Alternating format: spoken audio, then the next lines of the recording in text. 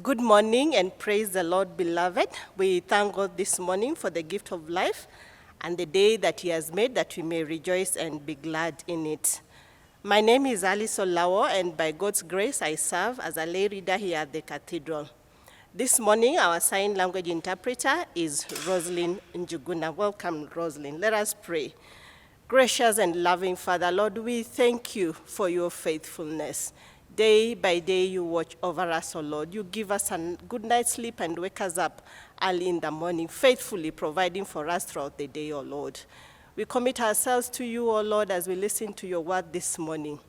How I pray, Lord, that you'd use me as your mouthpiece to the glory and honor of your name. I pray all this through Jesus Christ, our Lord and Savior. Our theme this week has been a caring community. My brother Shadrach has, for the past 3 days, taken us through three ministry, that of Jesus, Pauline, and Barnabas.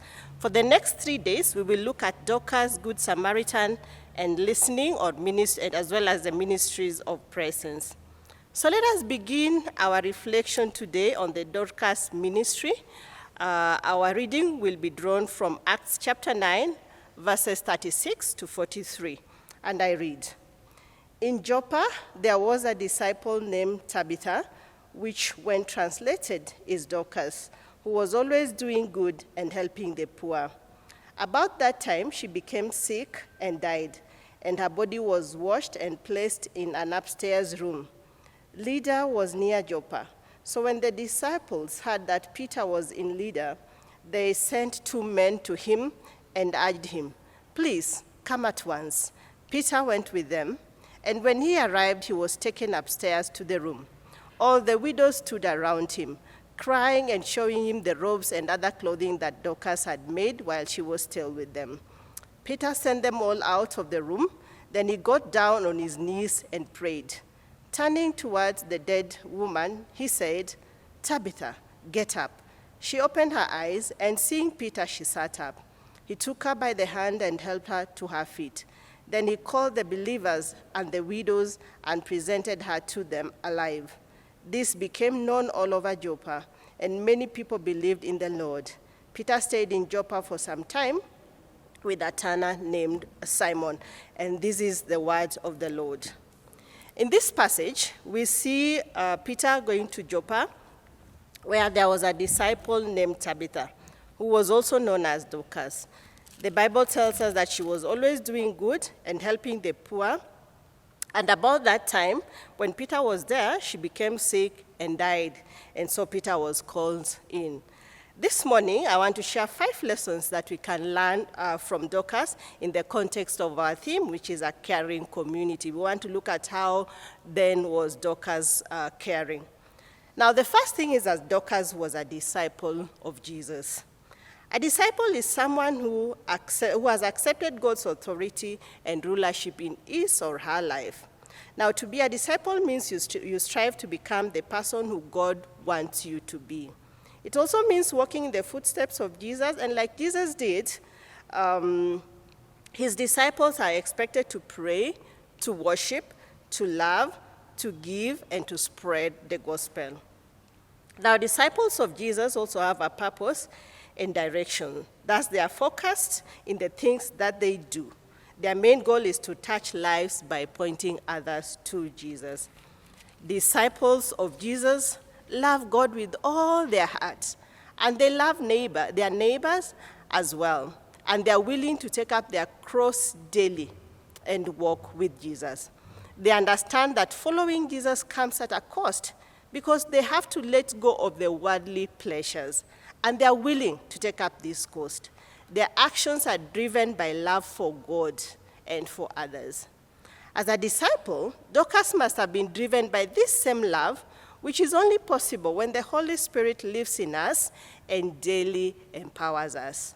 She was enthusiastic about following the teachings of Jesus. She knew that Jesus called people to give, to care, and to provide where they could. And the question to us then is this morning, are we like Dorcas, disciples of Jesus? And if we are disciples of Jesus, are we like Dorcas, driven by love for God and for others in the things that we do? Where have we then deviated and let other things such as wealth and fame drive our actions? Sometimes our actions are even driven by revenge. This morning, I pray that we accept God's authority and rulership of our lives, and that we will strive to become the person God wants us, and our actions will be driven by love. Secondly, Dorcas always did good. Remember, the first one was Dorcas, it was a disciple. The second one is that she always did good. Now, she was consistent and she did not tire. Now, not only did Tabitha believe and submit to the authority of God, but she also acted upon her faith. Her faith was not a dead faith, but an active living faith, which moved her to consistently perform good works. And I want us to remember that word, consistently. Now, this reminds me of Ephesians 2:10, which says that for we are God's handiwork, created in Christ Jesus to do good works, which God prepared in advance for us to do. As believers, it is our obligation to be like Dorcas and purpose to do good works. Now, doing good works is truly a high calling. Now, from my day-to-day experience, it is indeed a challenge to be consistent, let alone doing good.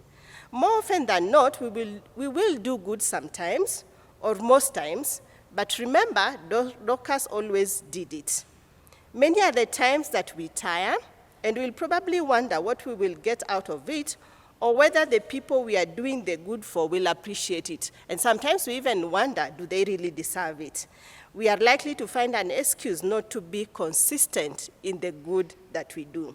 Now, something for us to think about this morning is that if our life were to be described briefly by people who know us, they will most likely remember and use the characteristics that stand out most, and these are those that we consistently showed and were good in nature.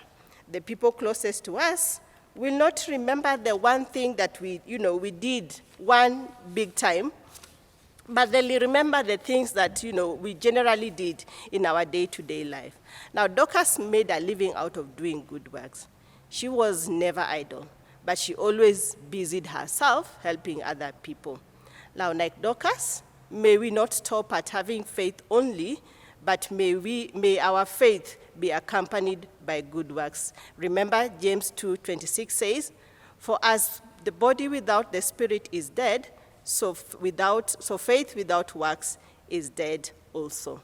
Thirdly, Dorcas reached out to the poor with the above. Remember, she was always doing good, yet she reached out to the poor with the above.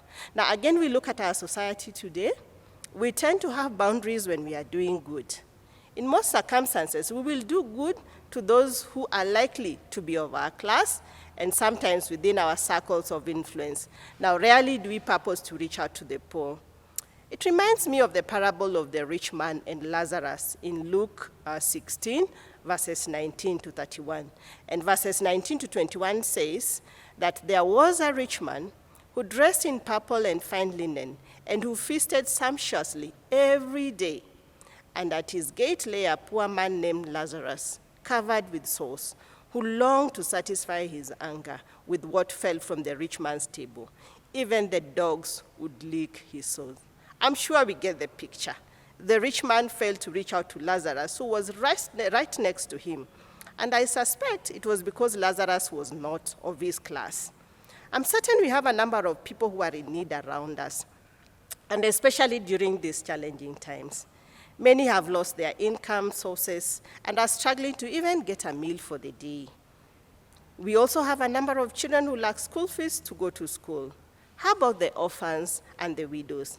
And closer home, our security guards, our home managers, and the list goes on. Dorcas reminds us to look for such and do good to them. I pray that the Lord will open our eyes to see around us, to see those around us who are in need, and give us insight on how best to reach out to them.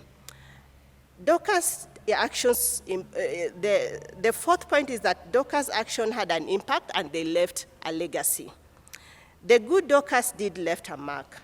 Earlier on, we saw that as disciples of Jesus, we have purpose and are focused in our actions. Dorcas did the things that mattered and would be remembered. She made clothes for the widows. The widows cried and grieved for her absence. You can tell that they valued Dorcas. No wonder the people reached out to Peter. Verse 39b says that all widows stood around Peter, crying and showing him the robes and other clothing that Dorcas had made while she was still with them. What an encouragement to us, and a reminder that it is the little things that we do that make a difference.